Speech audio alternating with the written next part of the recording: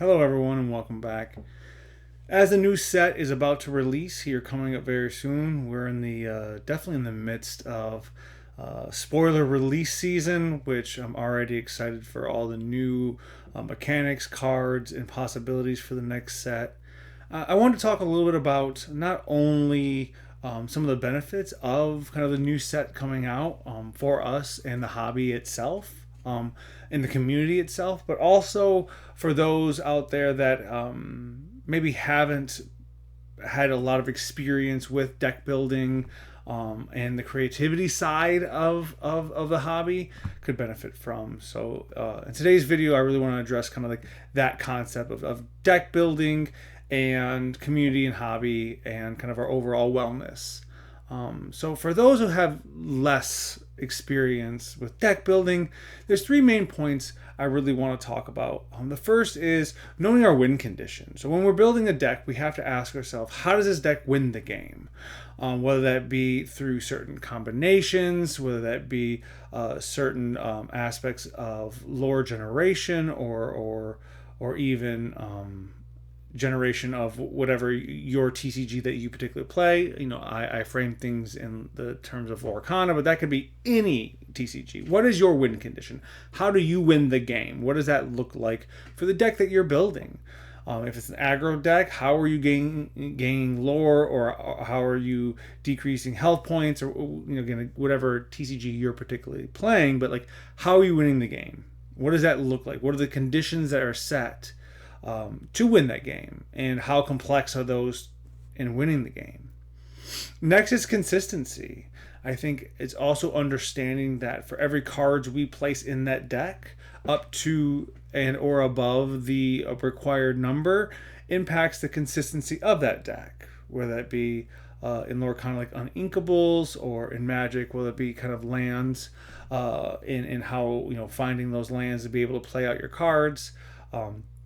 I think the consistency of the deck is also really important. It's great to have all these great cards and great combos and do all these fun things, but if I never see the cards I need because I'm only running two of them, or I'm only running, I have a combo that takes 4 cards to set up, that might not have the most consistent dynamic in getting you closer to your win condition. And that consistency can also lead to frustration inside of the deck building process. So again, knowing your win condition, setting up card dynamics so you have consistency, and then the next is kind of like interaction / draw. I think it's always really important to consider those two pieces.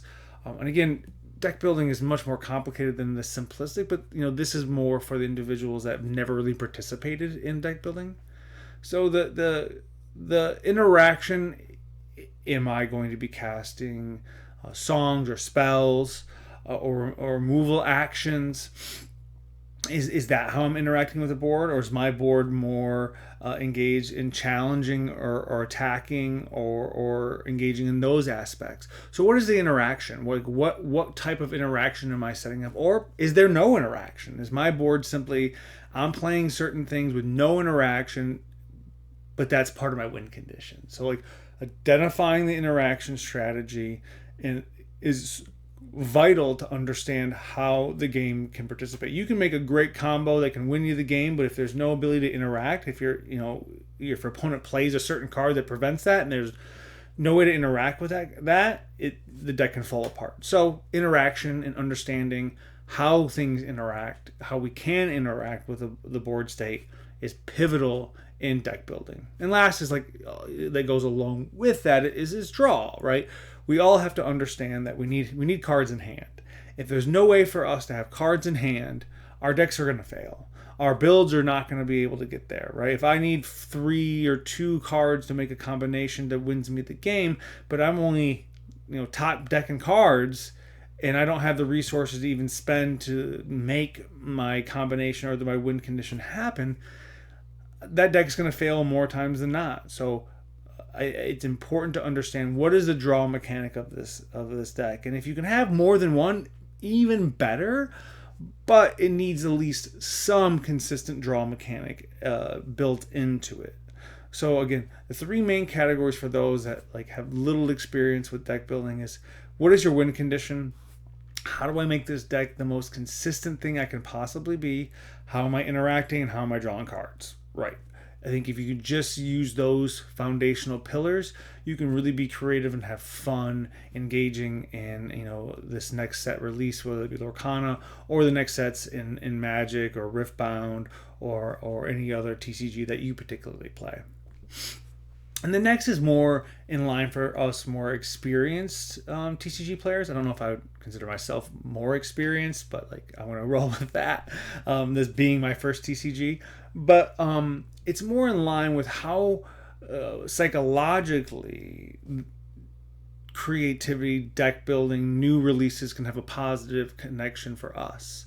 The first is reconnecting to the fun aspect of the hobby. I think sometimes we can get kind of dogmatic with the meta, trying to play the most meta and best deck, but we lose sight of the creativity and the fun that happens at the very beginning of that process of trying out different cards, testing different play lines, tweaking this card for that card, or trying color pairings we've never tried before, because maybe in this new set it allows you to play that color pairing and we never been able to play that. So that creativity, that fun really connects us back to the hobby.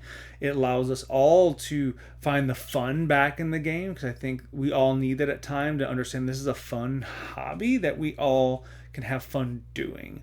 So again, that first point of like, make it fun. It can't be just let's just try to solve the meta day one. Let's have fun solving. Let's put in some cards I've always wanted to play and see if they work, right? Have fun doing that. Again, that's going to emotionally reconnect you to the hobby. It's going to also help you if you're kind of feeling burnt out to feel less burnt out. It's also going to help prevent you from feeling burnt out. So all along the spectrum, finding the fun and reconnecting to the fun and the creativity is going to be really beneficial.